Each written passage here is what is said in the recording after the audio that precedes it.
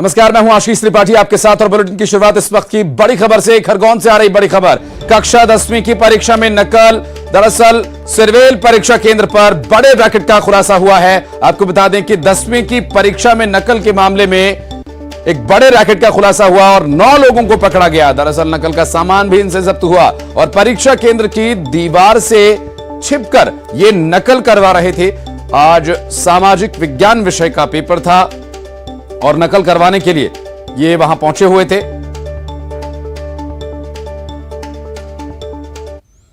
आपको पता ही है कि अभी परीक्षाएं चल रही हैं।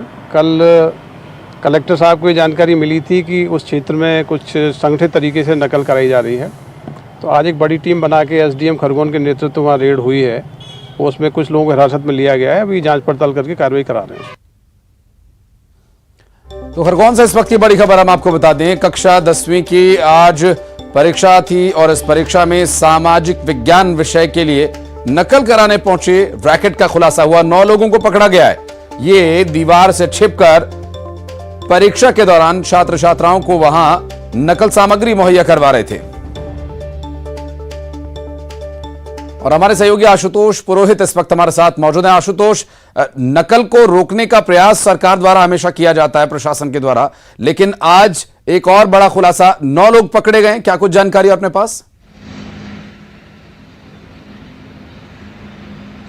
मैं आपको बताना चाहूंगा, खरगोन के जो कलेक्टर है शिवराज सिंह वर्मा, उनको एक जानकारी मिली थी कि सिरवेल परीक्षा केंद्र पर जो अभी जो 10वीं और 12वीं की परीक्षा चल रही है उसमें नकल कराई जा रही। तो आज 10वीं का सामान्य ज्ञान का पेपर था, तो इसको लेकर जब कलेक्टर को शिकायत मिलती है तो कलेक्टर के द्वारा ओम नारायण सिंह जो एसडीएम है उनकी अध्यक्षता में एक कमेटी बनाई जाती है, जिसमें आदिवासी जनजाति विभाग के अधिकारी कर्मचारी और साथ ही पुलिस के अधिकारी कर्मचारी सहित राजस्व के लोग मौके पे पहुंचते हैं और मौके पे जब पहुंचते हैं इस दौरान 9 लोगों को हिरासत में लिया गया है। उसमें अभी जो प्रारंभिक रूप से जानकारी मिली है, जो एसपी धर्मवीर सिंह ने उन्होंने पुष्टि भी की है कि नकल यहां पर कराई जा रही थी। इसको लेकर 9 लोगों को हिरासत में लिया गया है, जिसमें एक जो शिक्षा विभाग से जो जुड़े हुए लोग हैं वो भी शामिल है। ठेका पद्धति से नकल कराई जा रही थी, ऐसी जानकारी प्रारंभिक रूप से मिली है और कलेक्टर के संज्ञान में आने के बाद ये एक बड़ी प्रशासन के द्वारा कार्रवाई की गई है। सरकार के द्वारा हमेशा नकल रोकने को लेकर निर्देश भी दिए जाते हैं, शासन के द्वारा दिए जाते हैं और प्रशासन के द्वारा ये जो कार्रवाई की गई बड़ी कार्रवाई मानी जा रही है, क्योंकि ये जो सिरवेल परीक्षा केंद्र दूरस्थ आदिवासी पहाड़ी महाराष्ट्र के सीमावर्ती इलाका है, जहां पर इस प्रकार से नकल कराई जा रही थी। 10वीं का सामान्य विज्ञान का पेपर था और उस दौरान नकल की चल रही थी और नकल चलते हुए रंगे हाथों एसडीएम ओम नारायण सिंह बड़कुल के नेतृत्व में जो पहुंची थी उन्होंने पकड़ा है और 9 लोगों को हिरासत में लिया है। इनको सबको थाने लाया गया है और इनसे अभी पूछताछ की जा रही है और प्रशासनिक रूप से और भी कोई बड़ा खुलासा हो सकता है। जी, अब इतना बड़ा खुलासा हुआ है, 9 लोग पकड़े गए। आशुतोष, आगे भी कुछ एग्जाम होने अलग अलग विषयों के, तो क्या उसके लिए कोई एहतियातन तैयारी की गई है? मसलन कोई टीम्स तैनात की जाए परीक्षा केंद्रों के आसपास? क्या इसके बारे में भी प्रशासनिक स्तर पर कोई जानकारी अपने पास? एसपी धर्मवीर सिंह जिन्होंने नकल की पुष्टि करी, उनसे हमारी बातचीत हुई। उन्होंने कहा कि प्रशासन के द्वारा पूरी तैयारियां की गई थी और सुरक्षा के भी इंतजाम किए गए थे जगह जगह जहां हो रहा था। और ये सूचना जब कलेक्टर शिवराज सिंह वर्मा को मिली है और उसके बाद प्रशासन के द्वारा कार्रवाई की गई और उन्होंने एसपी ने विश्वास दिलाया है कि आगे भी परीक्षा व्यवस्थित हो, इसको लेकर प्रशासन के द्वारा कार्रवाई की जाएगी। जी ठीक है आशुतोष, आप नज़र बनाए रखें और प्रशासनिक अधिकारियों से संपर्क में रहें ताकि आगे जो भी एक्शन लिया जाएगा उसके बारे में अपने दर्शकों तक समय पर उचित जानकारी पहुंचा सके। बहुत बहुत शुक्रिया आपका इस पूरे मामले पर जानकारी देने के लिए। चलिए बढ़ते हैं आगे। आपको बता दें कि दमोह के तेंदुखेड़ा में अपने 2 बच्चों को कुएं में गिरता देख मां ने भी कुएं में छलांग लगा दी, जिसके बाद रेस्क्यू टीम ने तीनों को कुएं से बाहर निकाला और कुएं में गिरने से दोनों सगे भाइयों की मौत हो गई। वहीं उनकी मां बुरी तरह से जख्मी हो गई, जिसे बेहतर इलाज के लिए जबलपुर भेजा गया है और पुलिस ने दोनों बच्चों का पोस्टमार्टम कराकर शव परिजनों को सौंप दिया है और वहीं मृतक बच्चों की मां का इलाज जबलपुर में जारी है।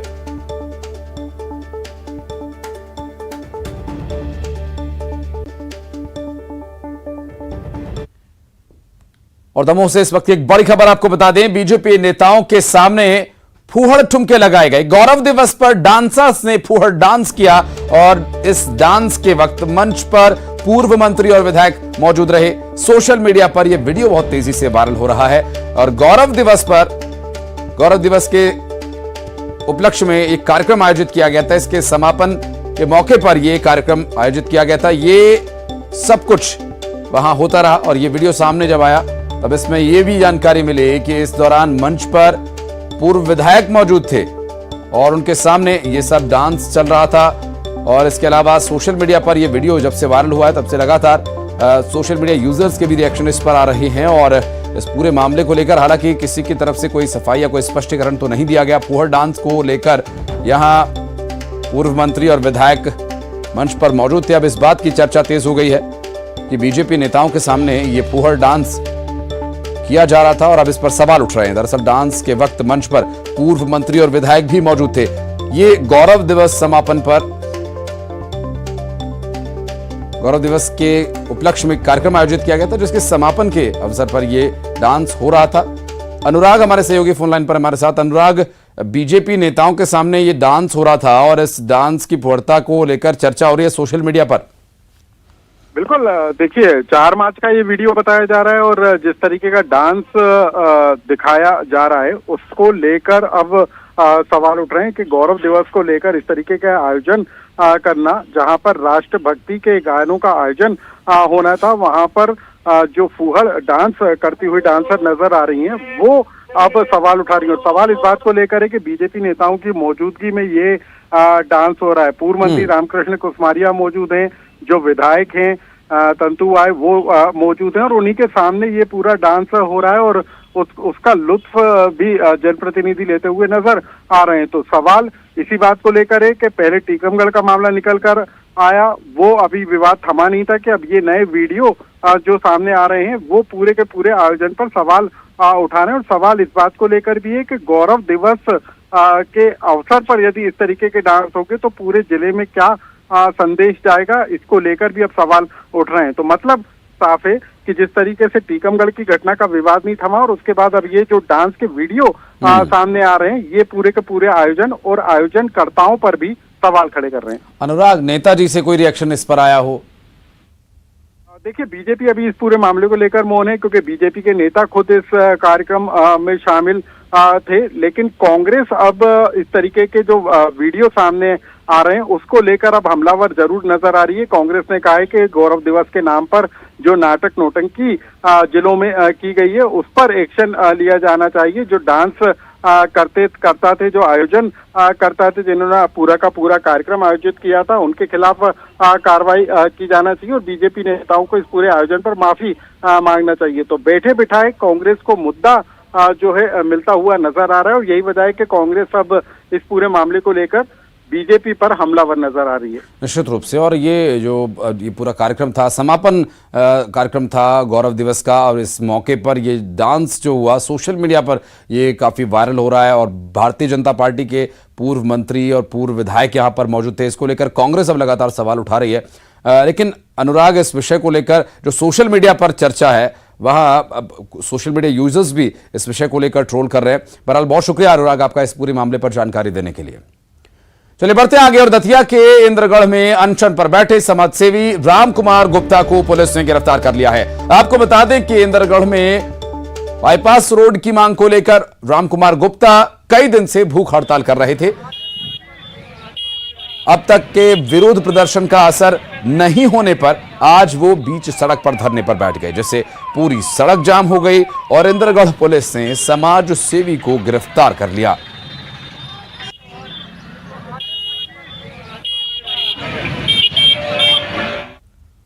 और सीहोर में अचानक मौसम बदल गया, जमकर बारिश हुई और ओले भी गिरे। खेत में खड़ी गेहूं की फसल पर इसका असर पड़ना स्वाभाविक है। सूखा गेहूं भीगने से रंगत और उत्पादन को प्रभावित करेगा। वहीं अपनी बर्बाद होती फसल को देखकर किसान बहुत परेशान है। किसानों के माथे पर चिंता की लकीरें हैं। आपको बता दें कि सीहोर जिला अपने गेहूं उत्पादन के लिए पूरे प्रदेश में जाना जाता है, लेकिन इस बार इस बारिश और ओलावृष्टि की वजह से इस पर ग्रहण लगता नजर आ रहा है। ये कल जो आंधी आया था और थोड़ा बहुत पानी भी गिरा और हवा भी तेज आंधी चली, इससे फसलों को नुकसान है क्या? आड़े गिर गए हैं साहब और कटे पड़े हैं तो उनका कलर भी धुल गया है। अच्छा, हाँ मतलब आंधी हवा में? हाँ आंधी हवा में जी। गेहूँ। और रतलाम में बेमौसम बारिश और ओलावृष्टि ने किसानों की कमर तोड़कर रख दी है। जिले के आधा दर्जन से ज्यादा गांवों में गेहूं की फसल बर्बाद हो गई और इसके साथ ही बागबानी की फसलों को भी खासा नुकसान पहुंचा है। सबसे ज्यादा नुकसान गेहूं की फसल को हुआ, जो लगभग कटने के लिए तैयार थी, लेकिन ओलों की मार पड़ने से फसल खेत में ही गिर गई। अभी मैं खड़ा हूं रतलाम के मथुरी गांव के आसपास के खेतों में, जहां पर आप खुद देख सकते हैं कि फसलों का क्या हाल हुआ है। ये मेरे पीछे खड़ी हुई फसल थी गेहूं की और ये पूरी तरह से जो है आड़ी हो चुकी है। जिस तरह से कल ओलावृष्टि हुई है और ये पूरा खेत मैं आपको दिखाता हूँ, खेत का नज़ारा। और ये पूरा खेत है जो पूरा कटने के लिए गेहूं की फसल तैयार थी, लेकिन अब जो ये फसल है ओलों की मार सहन करके आड़ी हो चुकी है। और सिर्फ अकेले गेहूं की ही फसल का यह हाल नहीं है, इसी के साथ जो दूसरी रबी की फसलें हैं उन सभी का यही हाल है। कुछ किसान भी हमारे साथ मौजूद हैं, उनसे चर्चा करते हैं। सर बताएं एक बार फिर से, प्रकृति की मार झेलनी पड़ रही है आप लोगों को, फसलों को कितना नुकसान है और कितने गाँव में रतलाम शहर के, रतलाम जिले के ओलावृष्टि का प्रभाव देखने को मिल रहा है यहाँ पे? किसान सदियों से संघर्ष करता आया है। रतलाम ही नहीं, मंदसौर, नीमच, आसपास के पूरे क्षेत्र में किसानों को आप अनुमानित 70% नुकसान हुआ है। इसके पहले भी स्थितियां हुई थी, लेकिन राजनीतिक लोग अपनी रोटियां सेकते हैं, किसानों के लिए कोई कुछ नहीं करता है। जब कमलनाथ जी मुख्यमंत्री थे तो शिवराज जी कहते थे कि मुख्यमंत्री जी खेत में उतरो। आज हम भी उनका इंतजार कर रहे हैं, लेकिन किसानों के साथ हमेशा राजनीति होती है और किसानों की कोई सुनने वाला नहीं। कितनी फसलें यहाँ पे, कितने गांव प्रभावित है ओलावृष्टि से? रतलाम ग्रामीण की अगर मैं बात करूँ तो पूरे रतलाम ग्रामीण में नुकसानों की अगर आकलन किया जाए तो 70 से 90% तक नुकसान हुआ है। और बहुत सारी ऐसी बागवानी फसलें हैं, जैसे अंगूर है अपने क्षेत्र में, जामफल है, बेर है। बेर तो एक ही ये हालत हो गई कि सारे झड़ गए। मेरे खेत पे भी बेर थे और जामफल में सारे वो टाँचे आ गए इस ओला के कारण। और हम ये लोग समझ नहीं पा रहे किसान कि हर बार ये सरकार हमारे किसानों के साथ, चाहे सरकार किसी दल की हो, जब हमारा किसानों की नुकसान की बारी आती है, बैंक वाले एजेंट के रूप में हमारे किसानों से बीमा की राशि काट रहे हैं। जब ये एजेंट रूप में काम कर रहे हैं तो बीमा कंपनी से दिलाने में सरकार को हर्ज क्या है? दूसरा, सरकार को भी आरबीआई की धारा में किसानों को तत्काल प्रभाव से मुआवजा डालना चाहिए। जब देखो, जब सर्वे की बात कर, सर्वे करवा कर उसको वहीं पेंडिंग रखा जाता है। सर्वे अनोखो बार हुए। सर्वे का इंतजार है और मुआवजे का इंतजार है किसानों को रतलाम जिले के। और कुल मिलाकर अगर देखें तो रबी की फसलें बहुत ज़्यादा यहाँ पे प्रभावित हुई है। इसके साथ ही जो बागवानी की फसलें, उद्यानी की फसलें हैं, उनको भी इस ओलावृष्टि से खासा नुकसान हुआ है। और अब इंतजार है सर्वे का और मुआवजे का। कैमरामैन मानस के साथ सुधीर जैन। और नर्मदापुरम में मौसम अचानक बदल गया और किसानों के लिए परेशानी लेकर आया। जिले में तेज आंधी और तूफान से हजारों हेक्टेयर में लगी फसल प्रभावित होने की आशंका जताई जा रही है। गेहूं, चना, सरसों की फसल को सबसे ज्यादा नुकसान की आशंका है। प्रशासन ने सर्वे कराने के आदेश दे दिए हैं। अब इसके बाद फसलों के नुकसान का सही आकलन हो पाएगा और इसके लिए निर्देश दे दिए गए हैं।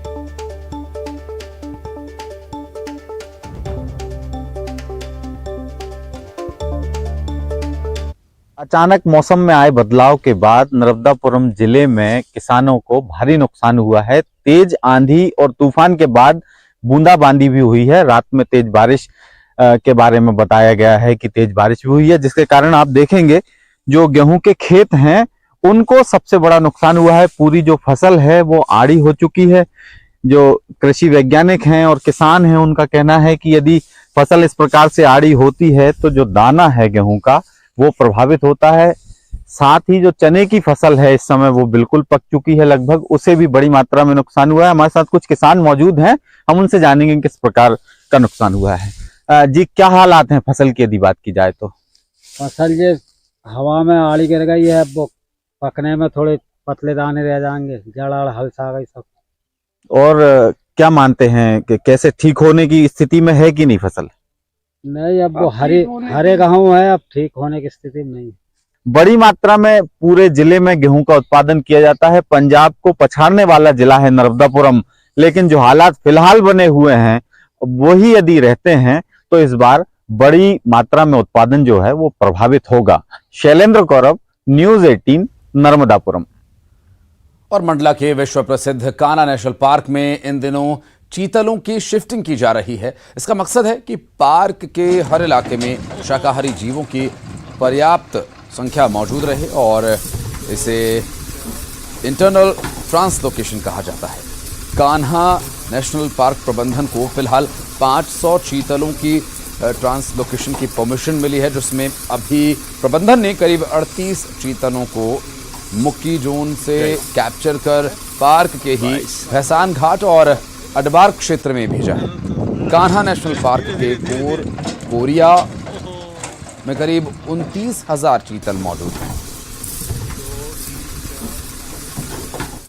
चीतल की शिफ्टिंग सामान्य रूप से कोई भी वन्य प्राणी अगर किसी क्षेत्र विशेष में उनकी संख्या ज्यादा हो गई है तो उस क्षेत्र का संतुलन बिगड़ने लगता है। इस स्थिति को ध्यान में रखते हुए उसको जो ऐसे क्षेत्र जहाँ पे उनकी संख्या कम है वहाँ पे शिफ्टिंग का कार्य किया जाता है। क्योंकि हमारे यहाँ कान्हा, किसली और मुक्की परिक्षेत्रों में जो चीतल हैं उनकी काफ़ी ज़्यादा संख्या है और जो भैसान घाट और फेन सेंचुरी है इनमें काफ़ी कम संख्या है। तो इन जहाँ पे ज़्यादा क्षेत्र संख्या है उन क्षेत्रों से हम लगातार चीतल की शिफ्टिंग कम क्षेत्र वालों में करते हैं, क्योंकि एक उससे वहाँ पे जो घास मैदान है उनमें स्थिति अच्छी होगी और साथ ही साथ जो टाइगर या दूसरे कार्निवोर जानवर हैं उनका भी क्षेत्र उस क्षेत्र में बढ़ जाएगा। और भोपाल में होली से एक दिन पहले नूतन कॉलेज की छात्राओं ने जमकर प्री होली सेलिब्रेशन किया। नूतन कॉलेज में पिछले एक महीने से परीक्षाएं चल रही थी, जिससे छात्राएं भी कुछ तनाव में थीं और परीक्षा खत्म होने और होली की छुट्टी की घोषणा होते ही छात्राओं ने फिल्मी गानों पर जमकर धमाल मचाया, डांस किया, एंजॉय किया और होली सेलिब्रेट की।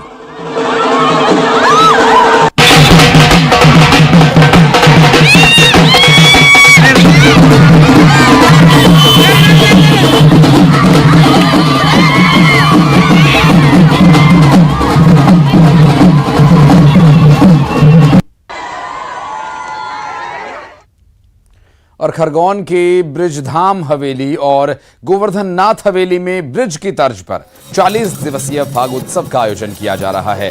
ठाकुर जी के साथ होली का त्योहार मनाने के लिए वैष्णव संप्रदाय से जुड़े श्रद्धालुओं का यहां अच्छी संख्या में सैलाब उमड़ पड़ा है। ये श्रद्धालु ठाकुर जी के साथ होली खेलने के लिए आतुर रहते हैं और बसंत पंचमी से ही इसकी शुरुआत हो जाती है। रसिया गीतों पर महिलाएं गोपिकाएं बनकर नृत्य करती हैं। रसिया गीतों के गायन के दौरान आस्था और भक्ति का अद्भुत संगम देखने को मिलता है।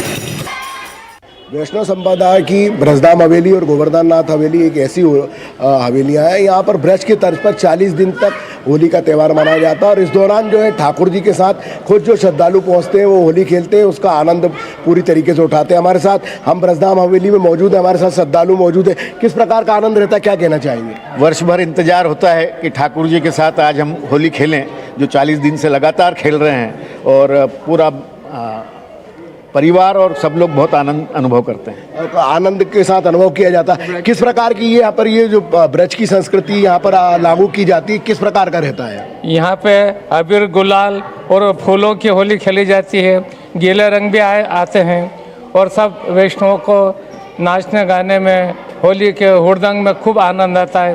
ठाकुर जी को होली के दिनों में गालियाँ भी सुनाई जाती है, उसका भी खूब आनंद लिया जाता है। और मतलब कुल मिलाकर जो होली का त्यौहार है पूरी उमंग उत्साह और के साथ भगवान के साथ मनाया जाता है। इस दौरान रसिया गीत का आयोजन भी होता है जिसमें नृत्य भी करते हैं, युविता भी मौजूद है, गोपियों के रूप में आप पहुंचते हैं। क्या कहना चाहेंगे आप? ठाकुर जी के साथ होली, ये अनुभव एकदम अलग ही होता है। हर साल यहाँ पे सब लोग, सारे महिलाएं, बच्चे, बड़े लोग सब खूब आनंद के साथ मज़े करते हैं। रंग भी बिल्कुल जिसे हम ऑर्गेनिक कलर कहते हैं इस्तेमाल करते हैं, तो वो हमारी त्वचा, स्किन के लिए भी बहुत ज़्यादा अच्छे होते हैं।